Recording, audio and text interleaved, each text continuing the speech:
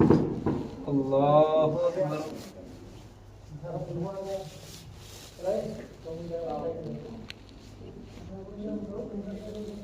الحمد لله رب العالمين الرحمن الرحيم مالك يوم الدين إياك نعبد وإياك نستعين اهدنا الصراط المستقيم صراط الذين أنعمت عليهم غير المغضوب عليهم ولا الضالين. زين للذين كفروا الحياة الدنيا ويسخرون من الذين آمنوا والذين اتقوا فوقهم يوم القيامة والله يرزق من يشاء بغير حساب. كان الناس أمة واحدة فبعث الله النبيين مبشرين ومنذرين وأنزل معهم الكتاب بالحق ليحكم بين الناس فيما اختلفوا فيه وما اختلف فيه إلا الذين أوتوه من بعد ما جاءتهم البينات بغيا بينهم فهدى الله الذين آمنوا لما اختلفوا فيه من الحق بإذنه والله يهدي من يشاء إلى صراط مستقيم. أم حسبتم أن تدخلوا الجنة ولما يأتكم مثل الذين خلوا من قبلكم مستهم البأساء والضراء وزلزلوا حتى يقول الرسول والذين آمنوا معه متى نصر الله ألا إن نصر الله قريب. يسألونك ماذا ينفقون قل ما أنفقتم من خير فللوالدين والأقربين واليتامى والمساكين وابن السبيل وما تفعلوا من خير فإن الله به عليم. كتب عليكم القتال وهو كره لكم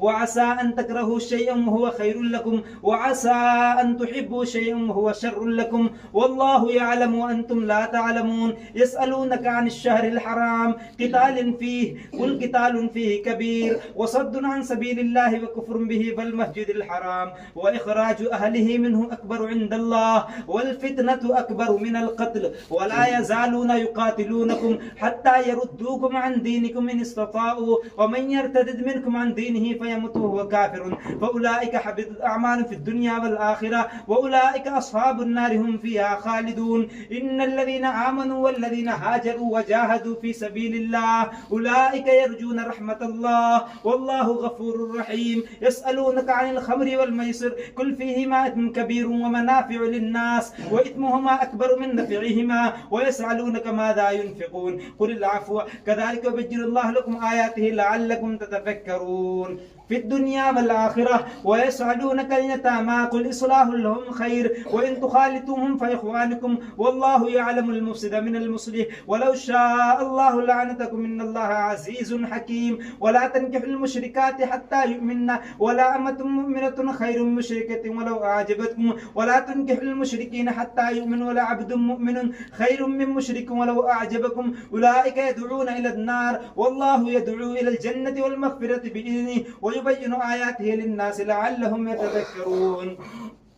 ويسألونك عن المحيض قل هو أذى فاعتزلوا النساء في المحيض ولا تقربوهن حتى يطهرن فإذا تطهرن فأتوهن من حيث أمركم الله إن الله يحب التوابين ويحب المتطهرين. نساؤكم حرث لكم فأتوا حرثكم أن شئتم وقدموا لأنفسكم واتقوا الله واعلموا أنكم ملاقوه وبشر المؤمنين. ولا تجعلوا الله عرزة لإيمانكم أن تبروا وتتقوا وتصلحوا بين الناس والله سميع عليم. لا يؤاخذكم الله باللغو في إيمانكم ولكن يؤاخذكم ما كسبت قلوبكم والله غفور حليم. للذين يؤلون من نسائهم تربصوا 4 أشهر فإن فعلوا فإن الله غفور رحيم وإن عزموا الطلاق فإن الله سميع عليم. والمطلقات يتربصن بأنفسهن 3 قروء ولا يحل لهم